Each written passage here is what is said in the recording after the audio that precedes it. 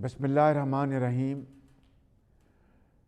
Prince Charles of Wales and the Duchess Camilla of Cornwall, honourable heads of government of Commonwealth countries and observers, the Right Honourable Patricia Scotland, Secretary General of Commonwealth, Excellencies, ladies and gentlemen, Assalamu alaikum, good morning from Pakistan. Although I am not able to be among you in person, it is my honour to address this august gathering of Commonwealth family.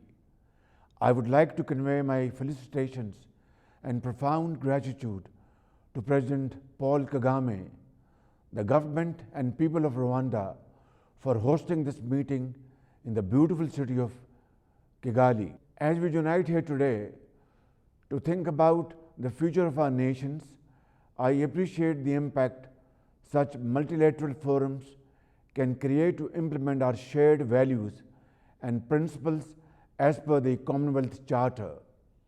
Excellencies, more than 60% of the total population of Commonwealth countries comprises of youth, which holds the future of our world in its hands. Further, with the increased role of technology and use of digital medium, we have come to realize that digital transformation is the key to achieve innovative, inclusive and sustainable growth.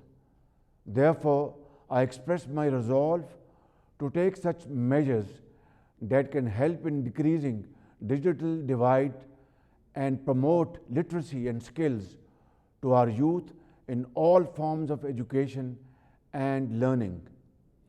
With immense pride, I take this opportunity to announce that Pakistan has been given the honour to host the 10th Commonwealth Youth Ministers meeting at its federal capital, Islamabad, in January 2023.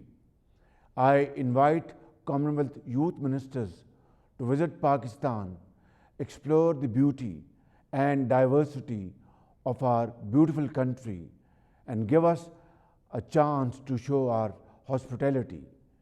We stand ready to contribute to the collective endeavours for development of Commonwealth youth. I thank you all.